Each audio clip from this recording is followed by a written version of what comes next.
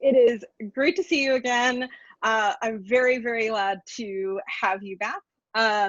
Everyone, this is Nikki Jackson. If you haven't seen the first interview with her, it is available through You Talk It, We Live It. I am River Scholl, and today we are going to discuss both COVID-19 and the Black Lives Matter movement. Nikki has a very interesting story to share about the protests here in Portland. So, Nikki, if you wouldn't mind just breaking down, what happened. Absolutely. First of all, I apologize. I am driving. If you didn't watch the first interview, quick synopsis on me. I am a CNA hospice aide, and one of our aides had a family emergency, so I'm covering a trip for her. So instead of being in the comfort of my own home doing this interview, I'm commuting. But I am hands-free, everyone.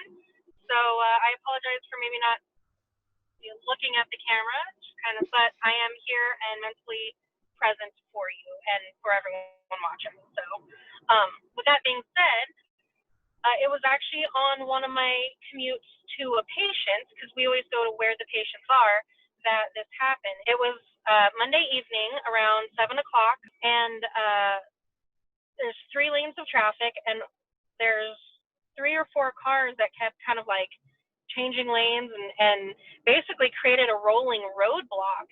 And I thought maybe one car was having trouble. Their flashers were on. They were going about 15 miles an hour. And then all of a sudden, all the cars just, the front line, the rolling roadblock just stopped in the middle of the highway, completely blocking traffic. Now, my first thought is something's going on. Is someone having a heart attack? I'm 3 cars back. So there's a rolling roadblock, 2 cars, and then me. So after a couple of minutes of seeing that they're not moving, something is definitely happening. I had no clue what. I opened my door. I go out. And I said, hey, I'm medical personnel. Is everyone okay? Is there anything I can help with? What's going on? Fully expecting to start CPR or call 911. And then I see that all the cars have BLM and red or orange crosses on them, indicating medical or organizer or some leadership position. And one of the guys, he goes, no, we have protesters. And I was like, on the highway? And he goes, yeah, they're coming on the on-ramp and then going up to 33rd. So I'm on my way to a patient. I'm running late. We get stopped. Now I've been waiting in the car for 6, 7, 8 minutes before I get out. And now I learned that protesters are just now getting on the highway. So I, in all my professionalism, kind of drop an F-bomb. Crap! Oh my God, I'm sorry. I shouldn't say that. I'm not being professional. I fully support the movement, but I'm trying to get to a patient who needs my services. I'm a medical worker. And he was like, oh shit, okay, hold on a second. And then talked to some other coordinators and said, okay, we're going to escort you through. If you can get up here past the 2 cars in front of you, we're going to escort you through the protesters and get you on your way. Now, that was pretty big, because 24 hours earlier, somebody in Seattle, I believe it was, please correct me if I'm wrong, River, drove into a group of protesters and shot somebody. And here I am, proposing I drive my car through the protesters. But they said, yes. For your patient. Right. They said, just hang on a second. We're going to coordinate this to get you through to protect you and our protesters. They wanted to make sure everything was safe and done correctly. So there were protesters with walkie-talkies, and some of them were on bicycles, so they could go up to the front and back and move around quickly. And they said, we're going to have a few bikes escort you through, put your hazards on, just drive real slow. We'll get you through the sea of people. And then they asked if they could send one of their guys up to the front with me. So I said, yeah, unlock the doors, come in, anything I can do to help. They're willing to help me. It's the least I could do. So I had one of the coordinators in my car, 2 or 3 people on bikes in front of me ringing their bells, getting people's attention, saying, hey, we've got a medic coming through, which I don't know if medic is legally the right term for me, but whatever. I get to the herd of people, and it was really cool because all the protesters were like, oh, yeah, no, let me get out of the way. They acquiesced it immediately. There was no pushback at all. And it was just really cool to see the BLM movement support the healthcare workers, because healthcare is a part of the BLM movement. The COVID crisis has disproportionately affected Black and Latino and all Native American, all people of color, really harshly. And it's not because they're more susceptible to the disease, but because they lack the health care that white suburbia might have. I personally have like three health clinics I could walk to from my house, versus downtown Portland, in a more urban setting, it might be 3 buses away. Now you got to get on a bus while you're feeling sick and can hardly walk across the living room just to get to the doctor. So it's harder, So they supported me in my healthcare-ness. I guess I don't know what else to call it, my healthcare-ness. I wanted to make sure everyone knew that I supported their movement as well. I'm with you, even if I can't be with you. So I rolled down my window. I had my arm out. They were chanting, whose streets are streets? Whose streets are streets? So I'm honking, whose streets? Meet, meet. Whose streets? Meet, meet. In my little car. And, then I just be like, me, and everyone's like, yeah! And it was just really powerful that there was so much love and support from both sides, even though me getting through defeats the purpose of them going on the highway.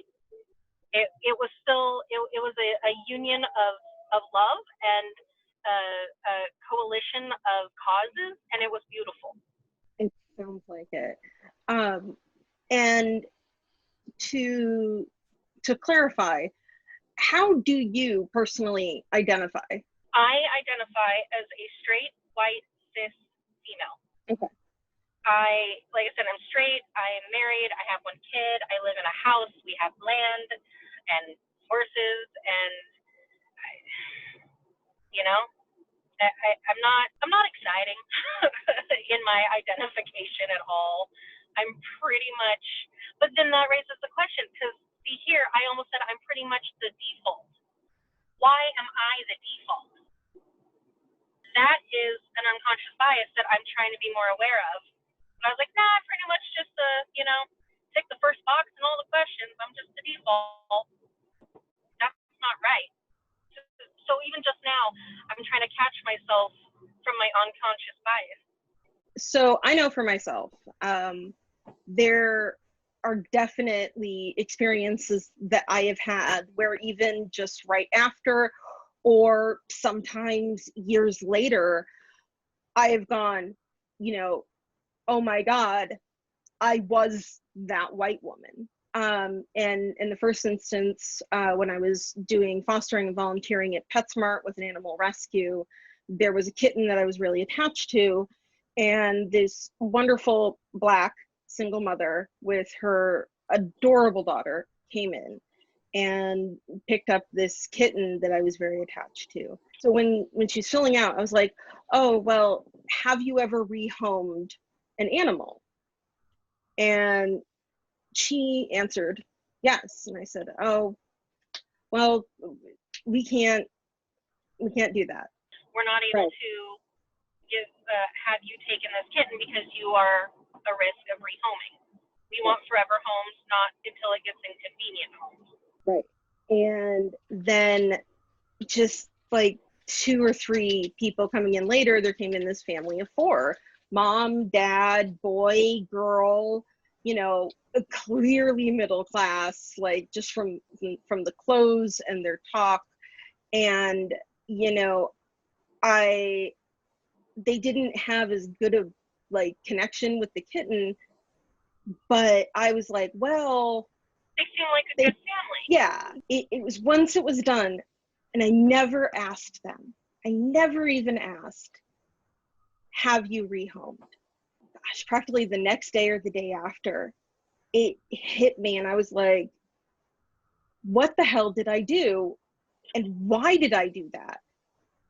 And Yeah. I learned years later what implicit bias was. And I learned about how, these systems come into play where, because of all of the barriers, a Black family may end up in housing, especially a single mother, where because of these ridiculous rules about what they're allowed to have and, the jobs that are easier to get and all of that, they can end up in a place that's like no pets, and that's the only place they can afford. And which may have been why they had to rehome the animal they spoke about. It wasn't that they were like, well, the dog kind of chews on my shoes and I don't like that, so I'm just going to give it away.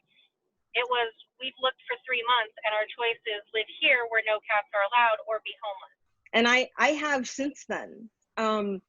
At the time, I was very young, early 20s, and 100% certain that in that myopic view of the 20s. But no matter what justifications, no matter what rationale I come to me, what is constantly driven me to try and do better was the fact that I realized this was wrong.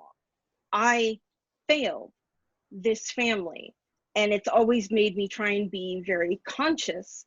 And yet at the same time, there have even been incidents recently where people that I respect and care about went, hey, this thing you did here, that's very racist. That was you, and let me lay out why. And I'm like, no, that wasn't what was happening.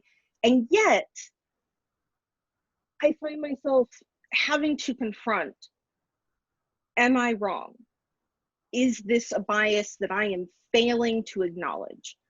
Have you found, as you're looking at these things like Black Lives Matter, and you're going, hey, honk, honk, honk, I'm here, I'm supporting, this is a healthcare issue, not just a civil rights issue. These things are not separate. Have you found that they're looked back and gone, oh crap, I as a white woman have failed, and here's an example of that?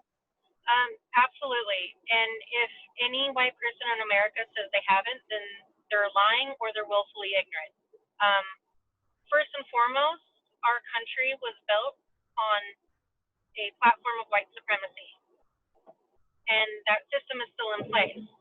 You do not have to be a white supremacist or a racist to benefit from and contribute to a racist white supremacist system. To answer your question, I think my biggest mistake is thinking, well, I don't see color, so I am not racist. I will not treat Black people differently than white people. I will give the Black person, if I have a pizza and I'm cutting it into 4 parts, I'll give me 1/4, the Black person 1/4, the Latinx person 1/4, and another white person 1/4. Like, it doesn't matter to me. But what I have to understand is not seeing color erases the history. It's hard to find the right words, but it assumes a default, and that no, you fit into that default just fine. But a Black person is not a white person, and they have had different experiences, and they have lived in a different perspective than me, than other white people. And to not honor that is to take that away or assume it didn't happen.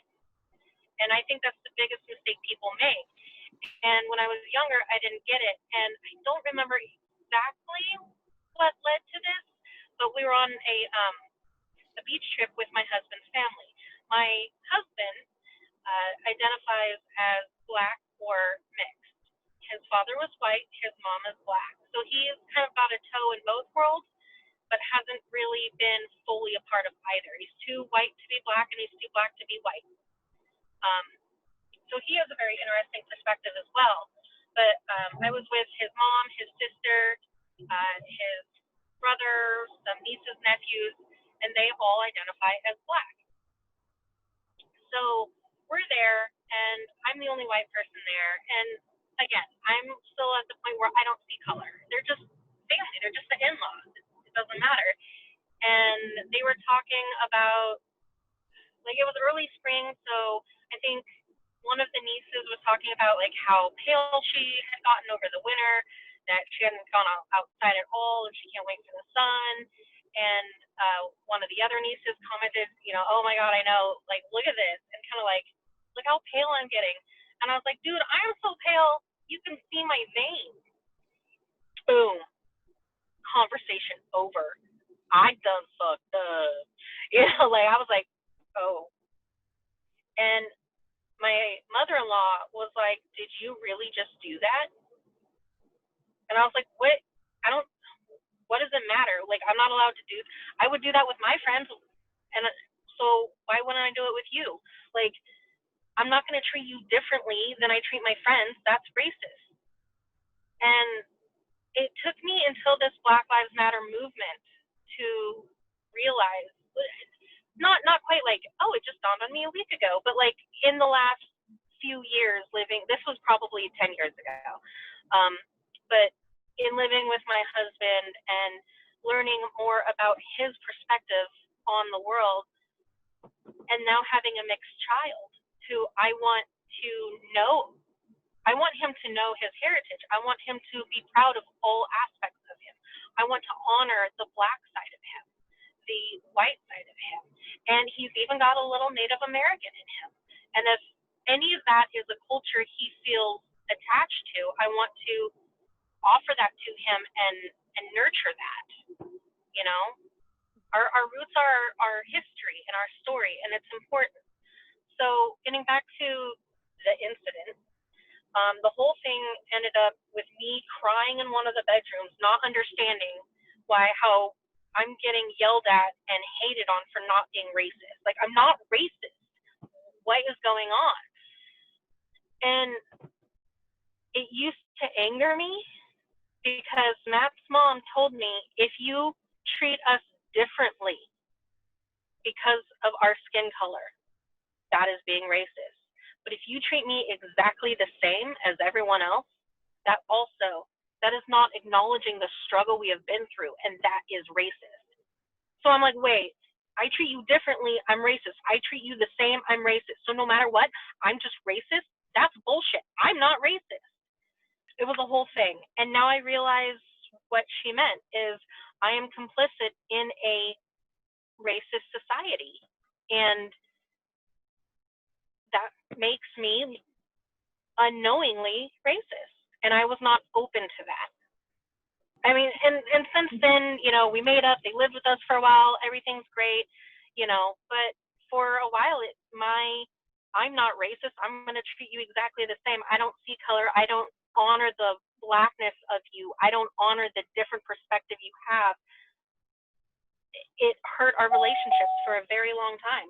I can definitely understand that, and I've definitely felt that too. I think that somehow it became a bigger thing in white culture, a more offensive thing to be told you're racist, or even just what you did was racist, than it was to admit that we made a mistake, and that mistake was a racist mistake, and it was a bigger offense than the racist action we took, as if being called racist was worse than the actual action that was being called out. And I am seeing change in that. How do you now process that when you're like going in with patients, because we're talking, you know, we've talked about healthcare disparities in Black communities, and, you know, with things like COVID, and that can spread to all aspects of that. How have you found that this perspective shift has impacted your view of things as a healthcare worker? So I treat myself like I'm a typhoid Mary at all times, and I take the utmost precautions with every single person I visit. But what it has opened my eyes to is that everyone's story is different. Everyone comes from a different perspective, and just because I see some crazy old Black dude in a nursing home, you know, with his hair out to crazy and fingernails that aren't very well kept, you know, don't assume anything, because I cared for a man like that, and he was a doctorate of education and founded a school, a Catholic school, and worked at Roosevelt High. And I mean, he was absolutely essential in the creation of part of the Portland community. So don't assume anything. Like, oh, this poor Black guy is probably, you know, got shit on his whole life. I just assumed that he had it really rough, you know, and then he's telling me all these accomplishments. I just assumed that he had a rougher life because he grew up in the 50s and 60s as a Black man. And yeah, things were a little more difficult for him, but I tried to place a story on him because of his skin color that may or may not have been accurate. But the fact that I tried to place it at all out of compassion for him, not because I hate people of any skin color or I think anyone is better than the other. It was out of compassion and love, but it was still a racist act. It was still something that me as a white person assumed my story is the default. How does his differ? Probably like this, A, B, and C. Right. And that's not right, you know? And also it's really important that we have these conversations, you as a white person, me as a white person, because we can say things and make those mistakes and call each other on it without the emotional history between us. If I was having this conversation with a Black person, and made that mistake, I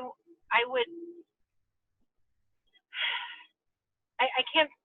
I feel horrible for the mistakes I do make, but there's not this 400 years of history between us. So it frees us up to have the scary conversations. I don't really know how to word it, but it's like a safer place for us to spitball and explore those ideas and make those mistakes.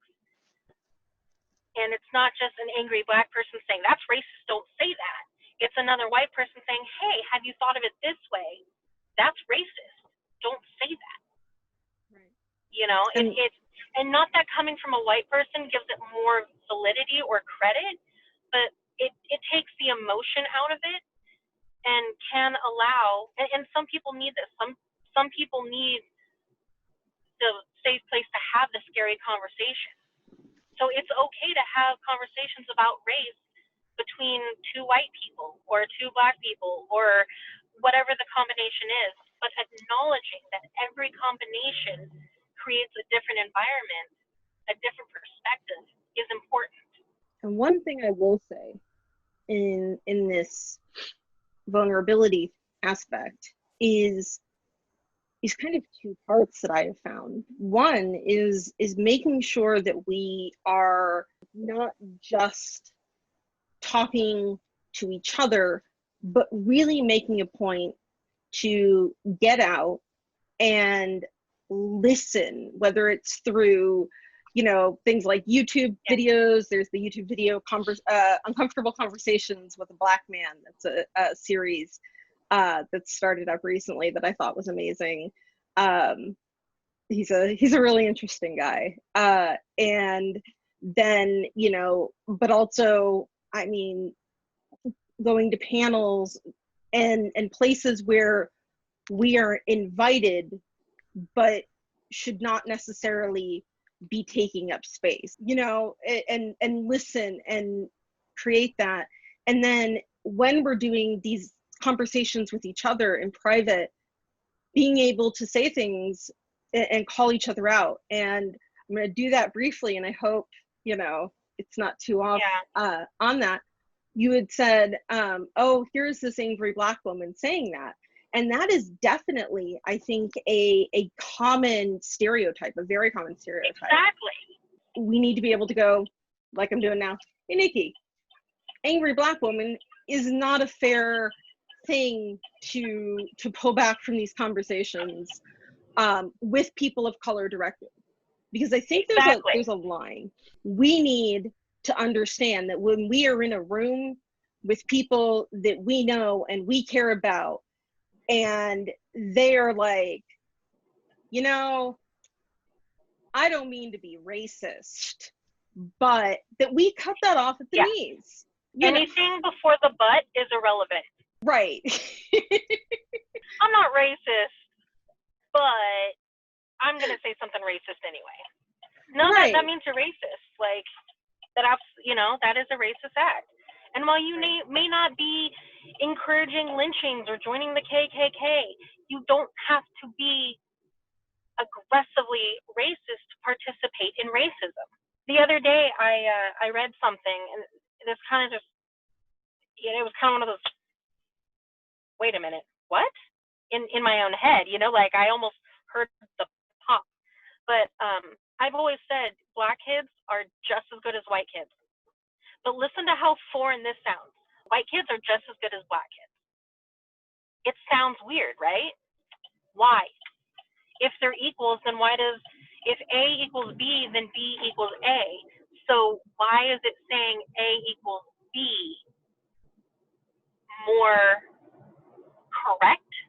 Because again, it's assuming white as the default. White people, well, Black kids can be that good too.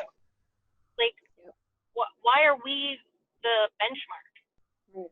You know, and it's just little things like that I was never taught to be racist. But growing up white in America has given me a foundation of white people are the default. We are the bar to which Black people must rise to. And that's not accurate. And it's catching those things in our own head, you know. If I'm having this conversation with a Black person and I say something that is, I mean, obviously, I think you know me well enough to know I'd never say something purposely hurtful, but I might say something that is accidentally hurtful. And they're like, well, hold up. My gut reaction as a white person is to be like, look, you're just angry because of the movement right now. Like, I get it, you're passionate about equality, but like, it was a mistake, I acknowledge that, but maybe don't be so angry about it. And that's not right.